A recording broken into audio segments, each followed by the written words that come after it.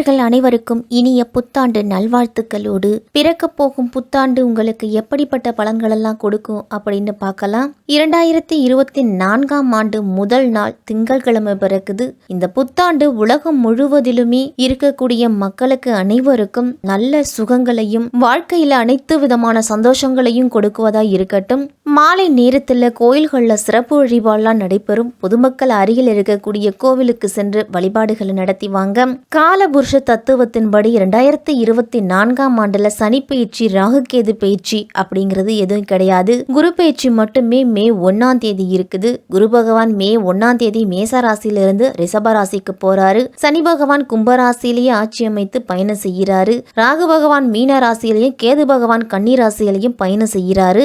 ஆங்கில புத்தாண்டான 2024 கன்னி லக்னத்துல பிறக்குது. அதோடு வருடம் பிறக்கும் போது சமயத்துல இருக்கக்கூடிய கிரக நிலைகளையும் நிகழ இருக்கும் கிரக மாற்றங்களையும் பார்த்தோம் அப்படின்னா இந்த ஆண்டு நல்ல மாற்றங்கள் நிகழக்கூடிய ஆண்டா இருக்கும். அதே சமயம் உலக அளவுல இயற்கை சீற்றங்களால பாதிப்புகள், பெரிய தலைவர்களோட உடல் ஆரோக்கியத்துல கவனம், இந்திய அரசியல்ல குறிப்பிடத்தகுந்த மாற்றம், அறிவியல்ல புதிய கண்டுபிடிப்புகள், மருத்துவத்துல இந்தியாவின் மதிப்பு கூடும், பிரபலங்களோட உடல்நலத்துல பாதிப்பு, வலைத்தள வளர்ச்சி அப்படின்னு அனைத்திலும் ஏற்றமும் மாற்றமும் எச்சரிக்கையாகவும் இருக்கக்கூடிய ஆண்டா இருக்கும். இந்த ஆண்டு முழுவதுமே எல்லோரும் பிள்ளையாரையும் பெரிய மகான்களையும் கும்பிட்டு வர்றது நல்லது. 2024ஆம் வருடம் வருவதற்கு இன்னும் ஒரு சில நாட்கள் தான் இருக்குது. அந்த வகையில இந்த ஆங்கில புத்தாண்டு 12 ராசிக்காரர்களுக்கும் எந்த விதமான பாக்கியங்களை கொடுக்க போகுது அப்படின்னு விரிவாவே பார்க்கலாம்.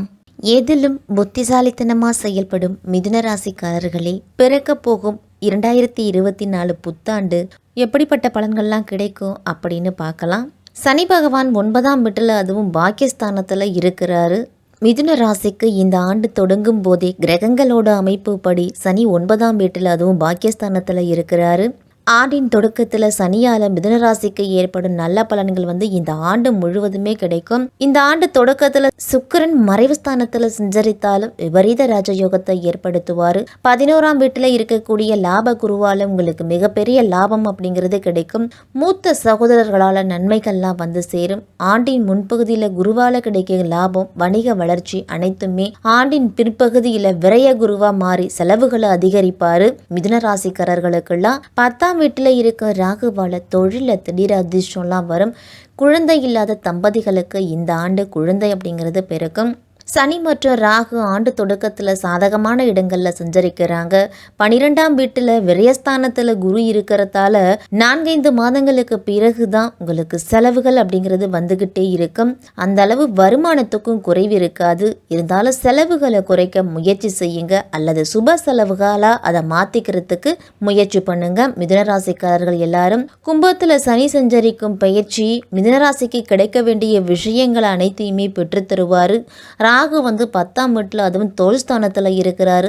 தொழிலில் நல்ல வளர்ச்சி இருக்கும். வேலை வியாபாரத்திலலாம் புதிய நபர்களால் ஆதாயம் உண்டு. வேற்றுமொழி பேசுபவர்களால் உங்களுக்கு நன்மைகள் அப்படிங்கிறது அதிகம் கிடைக்கும். திருமணமானவர்கள்லாம் வேலை அல்லது பயணம் காரணமாக குரு பெயர்ச்சிக்கு பிறகு பிரிந்து செல்ல வேண்டிய சூழ்நிலை கூட வரும். திருமண வயதில் இருக்கக்கூடிய மிதுனராசிக்காரர்களுக்கெல்லாம் இந்த ஆண்டின் பிற்பகுதியில் வெளிநாடு, வெளிமாநிலத்தில் வசிப்பவர்களோடு திருமணம் நிச்சயிக்கப்படும் வாய்ப்பெல்லாம் இருக்கு. காதல் செய்கிற மிதுனராசிக்காரர்களுக்கெல்லாம் பெரிய ஏற்ற இறக்கங்கள் எதுவும் இருக்காது. பொதுவாகவே மிதுனராசிக்காரர்கள்லாம் சாதுவான தோற்றத்தை கொண்டிருப்பீங்க அப்படின்னு உங்களுடைய பார்வைக்குத்தான் தவிரும். மற்றபடி அறிவு கூர்மையும் அன்பு உள்ளமும் செயலாற்றலும் மிக்கவர்கள் தான். தேவையான நேரத்தில் அவற்றை எல்லாத்தையுமே முழுமையா வெளிப்படுத்தி பிறரை வியப்படைய செய்வாங்க. தேவையற்ற மனக்குழப்பங்கள் ஆளாவதை தவிர்த்துக்கிறது நல்லது. மற்றவர்களுடன் கை நீட்டி நின்று சேவகம் புரிய அவசியம் இல்லாமல் பலரையும் அதிகாரம் செலுத்தி வேலை பார்க்கக்கூடிய அமைப்பு தான் இந்த மிதுனராசிக்காரர்களுக்கெல்லாம் உண்டு. சுயமா தொழிலோ வியாபாரமோ செய்வதில் ஆர்வமாக இருப்பீங்க. அதே மாதிரி குடும்பத்தில் இருக்கிறவர்களை அனைவரையும் அனுசரித்து போகக்கூடிய மனப்பான்மை இருக்கும் உங்களுக்கு. இந்த ஆண்டு உழைப்பு கூடினாலும் இரட்டிப்பு வருமானம் கிடைக்கும் உங்களுக்கு. வண்டி வாகனங்கள் தான் வாங்கக்கூடிய யோகம் இருக்குது. எடுத்த காரியங்களில் வெற்றி உண்டு. உடல் ஆரோக்கியத்தில் ஒரு சில பிரச்சனைகள்லாம் கொடுக்கும். கூட்டாளிகளும் நண்பர்களும் உங்களுக்கு பாதுகாப்பாக இருப்பாங்க. உங்களை சார்ந்திருப்பவர்களையும் நீங்கள் உயர்த்தி விடுவீங்க. அதே நேரம் எவருக்கும் இருக்கும். அவர்கள் கேட்காமல் அறிவுரை கூற வேண்டாம். வாழ்க்கை அப்படிங்கிறது சலிப்பு தட்டி விடுச்சு அப்படின்னு இருந்தவர்களுக்கெல்லாம் அது மாறி நம்பிக்கை துளிர்விடும் காலகட்டம் இந்த 2024. கடினமான வேலைகளையும் சரியாக முடித்து உங்களுடைய திறமைகளை வெளிப்படுத்துவீங்க.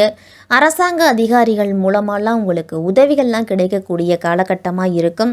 உத்தியோகத்தில் இருக்கிறவங்களுக்கெல்லாம் இந்த புத்தாண்டு பணிகளில் கவனக்குறைவு அப்படிங்கிறது இருக்கக்கூடாது. சக பணியாளர்கள்லாம் உங்கள் மீது புகார் எழுப்ப தயாராக இருப்பாங்க. மறைமுக வருமானங்கள்லாம் அதிக எச்சரிக்கையோடு இருக்கணும். நீங்கள் எதிர்பார்த்தபடி சிலருக்கெல்லாம் இடமாற்றங்கள் கிடைக்கும். உங்களுக்கு திருப்தியாக இருக்குமா அப்படின்னா அது இருக்காது. சக பணியாளர்களிடம் பணிவாகவும் சுமூகமாகவும் பழகி வருவதன் மூலம்தான் பல பிரச்சனைகளையும் நீங்கள் தவிர்த்துக்கலாம். உங்களுக்கு போட்டி அப்படிங்கிறது வியாபாரத்தில் கடுமையாகவே இருக்கும். வாடிக்கையாளர்களை கவரும் விதத்தில் புதுமையாக ஏதேனும் சலுகைகளை அறிவிச்சுக்கிட்டே இருப்பீங்க. வேலையாட்களோட நடவடிக்கைகளை கண்காணித்துட்டு வருவதன் மூலம்தான் வீண் விரயங்களை தவிர்க்க முடியும். வாடிக்கையாளர்களிடம் கடன் நிலுவையில் வச்சுக்கிறத தவிர்த்துக்கணும். கலைத்துறையினருக்கெல்லாம் புதிய வாய்ப்புகள் அமைவதற்குரிய நிலை இல்லை அப்படின்னாலும் கடுமையாக முயற்சி செய்தீங்க அப்படின்னா உங்களுக்கு வாய்ப்பு அப்படிங்கிறது கிடைக்கும். உங்களுடைய வசதிகளுக்கெல்லாம் எந்த விதமான குறைகளும் இருக்காது. எல்லாரிடமும் இனிமையாக பேசி பழகுவீங்க.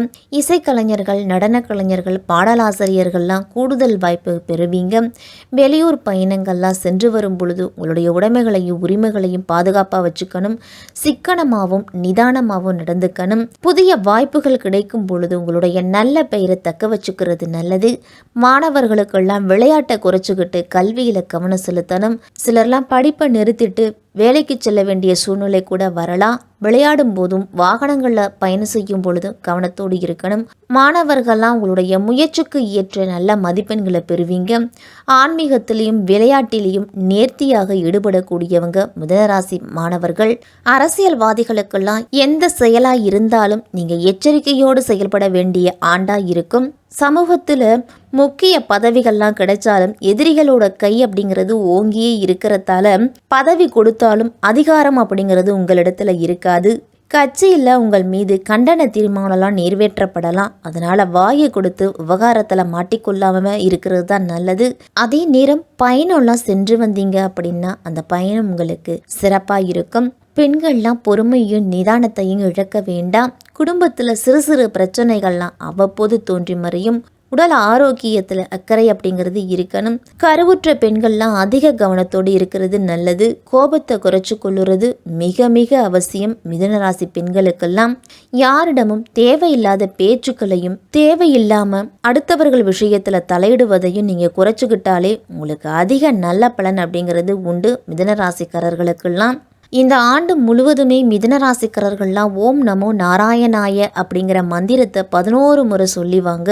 புதன்கிழமை தோறும் ஒரு தாம்பாளத்தில் பச்சரிசியை பரப்பி அதில் தேங்காயை உடைத்து தேங்காயில் நெய் விளக்கு ஏற்றி வந்தீங்க அப்படின்னா உங்களுடைய குலதெய்வத்தின் அருள் அப்படிங்கிறது கிடைக்கும். குலதெய்வத்தின் அருள் இருந்தாலே உங்களுக்கு எந்த விதமான கஷ்டங்களும் உங்களை அண்டாது அப்படின்னே சொல்லலாம்.